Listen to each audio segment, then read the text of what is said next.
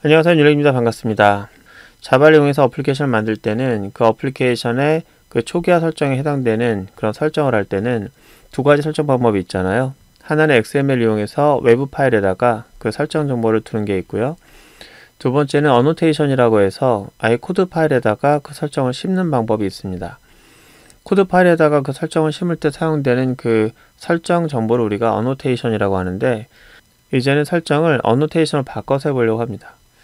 자, 그러면은 일단 어노테이션이 뭔지 알아야 될 것이고, 그 다음에 어노테이션을 이용했을 때의 장점이 뭔지 알아야 될 텐데, 어노테이션이 무엇인지는 여러분들이 자바라고 하는 언어를 배울 때 그때 아마 설명을 했을 것 같고요.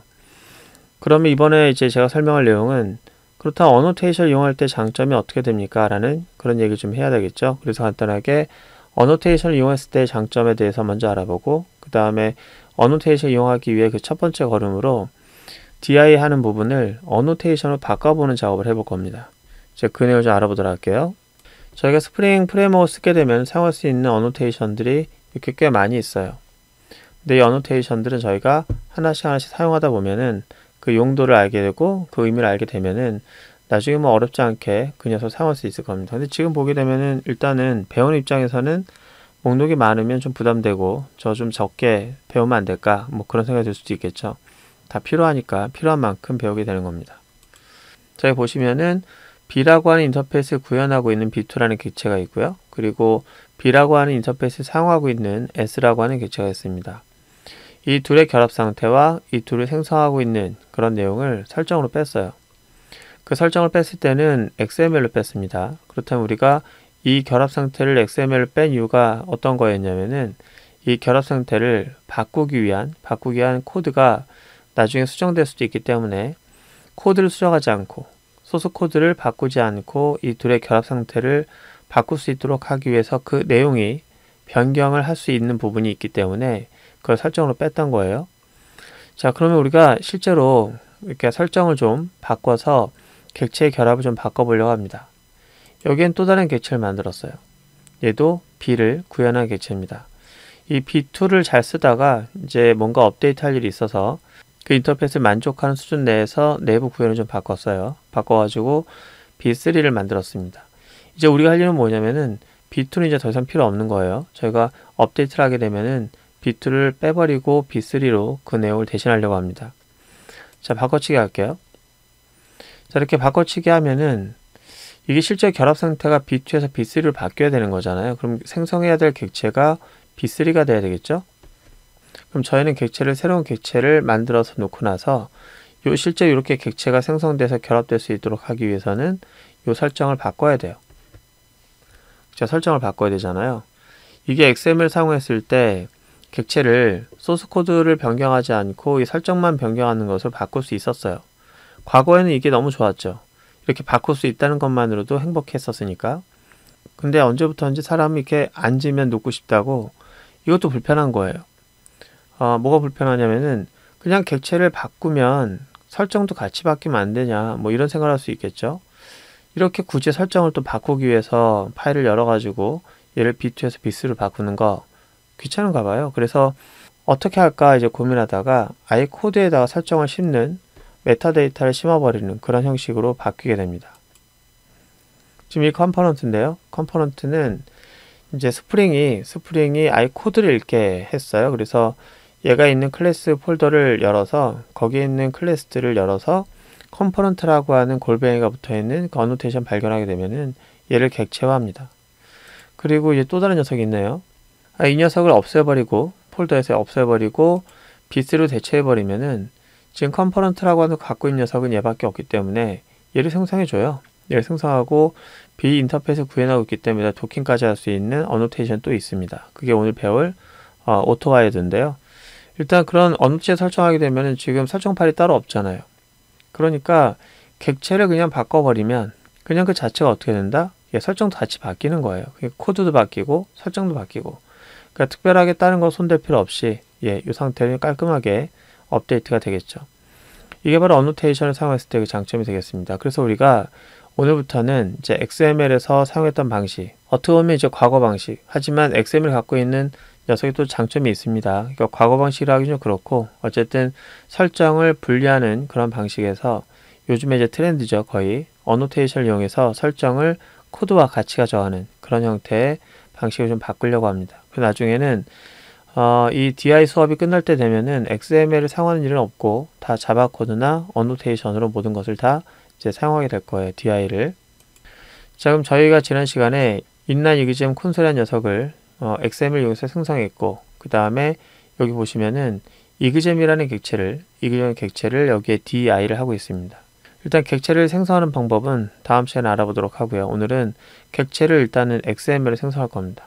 그리고 이 콘솔 객체도 XML을 생성하도록 아직 놔둘 거예요. 저게 제일 먼저 이제 코드를 XML에서 어노테이션 바꿀 코드는 바로 이 부분입니다. 이 부분을 뺄 거예요. 이게 뭐냐면은 이 객체와 이 객체를 인젝션 해주는, 그래서 DI 해주는 작업이죠. 객체 생성은 다음 시간에 얘기한다고 했으니까 일단 DI 하는 방법도 알아볼게요. 그때 사용될 수 있는 어노테이션이 오토와이어인데요. 오토와이어들을 어떻게 하냐면은 이 콘솔에 가면은 이런 세터가 있잖아요. 이런 세터가 있고 이런 세터가 사용하는 그런 속성이 있죠. 그 속성에다가 또는 세터에다가 오토와이어드라고 하는 키워드 붙이게 되면은 이걸 지울 수 있어요. 왜? 이 역할을 얘가 해주니까. 자, 그럼 우리가 그것이 가능한지 이걸 하나씩 지워버릴 거예요. XML에서. 다 지워버리면 XML은 빈탕이 될 겁니다. 그리고 다 그 설정들을 어디로 간다? 코드에 박아버릴 거예요. 자, 그럼 코드 창으로 가서 정말 이렇게 작성해도 이게 지워져도 DI가 되는지 확인해 보도록 하겠습니다. 자, 이건 지난 시간에 저희가 마지막으로 XML 설정했던 내용인데요. 사실 XML에다가 저희가 객체를 생성하고 DI하는 방법은 저희가 다뤘던 내용 말고도 좀 더 여러 가지가 남아있을 수도 있는데요. 어차피 XML 다룬 내용은 이 정도만 할 줄 알면은 웬만한 것들은 다 이제 할 수 있습니다. 그리고 XML이라고 하는 녀석을 이용해서 객체를 생성하고 DI 해주는 작업을 설명한 이유는 현재 이 수업을 듣는 분들이 최신 버전으로만 공부할 이유는 없어요. 최신 버전으로만 공부하면은 막상 현장에 갔을 때 과거 버전을 만나게 될지도 모릅니다. 아직까지 XML 이용하는 그런 스프링 설정들이 많이 남아있을 텐데, 물론 지금도 시작하는 프로젝트에서 XML 사용하는 경우가 되게 많습니다. 그러다 보니까 어노테이션으로만 공부를 했는데 가니까 XML 설정을 바꾸고 있다. 뭐 답답하겠죠, 그죠? 그래서 전 버전에 대한 내용을 총망라하다 보면 과거부터 시작을 해서 현재까지 오는 게 제일 바람직하겠다. 그래서 일단 XML 하는 것이 기본이니까 이거 하고 그 다음에 어노테이션 바꿔가는데 뭐부터 할까요? 아까 얘기했던 것처럼 이 DI 하는 방법, 객체 생성 방법을 일단 두고 얘를 지우도록 하겠습니다. 이거는 저희가 위에서 만들었던 이 exam이라는 녀석을 여기다 세팅하는 작업이거든요. 이거 빠졌으니까 DI가 안 되니까 널 포인터가 발생할 거예요. 그래서 저희가 여기 오면은 일단 exam 콘솔이 있는데 얘를 가져다가 쓰는데 얘가 어떤 문제를 발생시킨다? 자, 이건 제가 지울게요. 주석으로 일단 지우고, 이 프린트를 하려고 할 때 exam이 없어야 되는 거예요. exam이 없어진 거죠. 이거 지웠으니까. 그럼 일단 저희가 이게 정말 지워졌구나, 그래서 DI가 안 됐구나 라는 걸 이해하기 위해서 여기서 사용해야 할, exam 콘솔에서 사용해야 할 그 내용이 exam이 없어야 되는 거여서 에러가 나는 거죠. 한번 실행해 보도록 할게요. 자, 널 포인터가 발생했습니다. inline exam 콘솔 한번 클릭해 볼게요. 자, 여기서 지금 프린트 하려고 하는데 이때 프린트 할 때 사용되는 데이터가 exam인데 exam은 세팅이 됐어야만 되는 거예요. 어떻게? 보니까 exam이 얘를 생성하면서 생성자를 통해서 exam이라는 객체가 여기 할당돼야 되고, 그리고 그 녀석이 프린트 할 때 사용되어야만 하는 겁니다. 근데 안 됐죠. 왜? 여기서 지웠으니까. 자, 여기서 이게 만들어지면서 세터를 통해서든 아니면 생성자를 통해서든 세팅돼야만 했었죠. 지금 이거는 이제 생성자가 아니라 세터였죠. 세터 exam, set exam. 자, 요거 이제 얘가 이제 세팅을 했었는데 지금 지워졌죠. 자, 그러면은 저희가 이렇게 할 거예요. 이걸 지웠으면은 코드 안에다가 나 이거 인젝션 해줘 라고 하는 것을 할 수 있다는 거죠. 그러면은 세터 인젝션에다가 이거 했던 것처럼 여기다가 이렇게 써주면 돼요. 여기다 골뱅이라고 쓰고 오토와이어드 이렇게 하면 됩니다. 이렇게 하면은 이 내용은 이렇게 하면은 이 내용이 없어 상관없어. 이 내용이 여기 와 있는 것과 똑같은 거예요. 그래서 스프링이 이렇게 하죠. 이 객체를 읽어요. 이 객체를 읽으면서 이 객체가 만들어지면 그 안에서 혹시 오토 와이어드가 들어간 세터가 있는지 찾게 됩니다. 그 세터가 있으면은 이거 와이드 해달라는 거예요. 이게 뭐냐면 자동으로 객체를 연결해 달라는 얘기입니다. 그러면은 객체가 연결이 되는 거예요. 저절로 세팅이 돼요. 이걸 대신해 준다는 얘기죠. 그러니까 스프링이 똑똑한 녀석이에요. 그러니까 스프링이 이걸 통해서 객체를 만들어 주면서 이걸 찾아서 이게 있으면은 세팅을 해주는 거죠. 와, 좋죠, 그죠? 자, 그럼 우리가 한번 이렇게 오토와이드 했는데 잘 되는지 알아보기 위해서 실행해 볼 건데 에러가 날 겁니다. 왜 에러가 나는지는 일단 실행해 보고 얘기할게요. 자, 역시나 널 포인터가 발생하죠. 왜 그러냐면은 이 객체, 여기에서 이제 객체를 만들어주는 코드가 있어요. 이것도 객체를 만들 거고, 얘도 객체를 만들 거고, 뭐 얘도 객체를 만들 거예요. 물론 지금 주석되어 있지만. 만들면서 그 안을 뒤져봐야 되는데, 얘는 특별하게 지시를 하지 않으면 굳이 그 클래스 안에 가서 얘가 있는지를 찾아보는 일을 하지 않습니다. 생성하는 객체 안에 다 뒤져볼 이유가 없죠. 내가 말을 해야 돼요.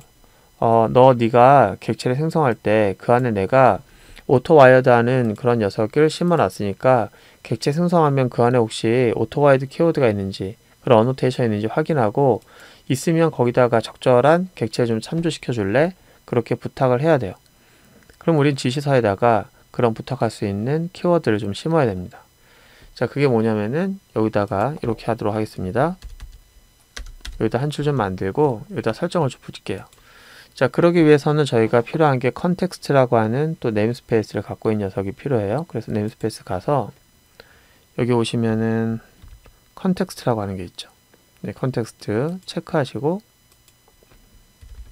자, 그 다음에 여기 소스에 오시면은 컨텍스트라고 하는 녀석의 제 패키지가 있습니다. 저희 네임스페이스를 이용해서 그 안에 있는 태그를 이용해서 저희가 설정을 할 거예요. 컨텍스트에 보시면 annotation config 이렇게 돼 있죠. 요 한 줄만 써주시면 돼요. 여기 객체들이 있는데 객체들이 이제 annotation을 갖고 있다는 뜻입니다. 그러니까 config 중에서 일부분은 annotation 했으니까 이 객체들의 annotation을 찾아보세요 라고 하는 거예요. 그러면은 객체를 만들면서 그 안에 설정이 XML에 빠져 있는 것들이 있는지를 확인하게 됩니다. 괜찮죠? 한번 실행해 볼게요. 우리 저희 바꾼 거 없고요. 요것만 설정만 바꿨습니다. 요건 바꾼 거죠. 자, 그러면 한번 실행해 볼게요. 하나, 둘, 셋. 우와, 에러가 안 나고 정상적으로 오토와이드가 된 걸 볼 수 있어요. 대단하죠, 그죠?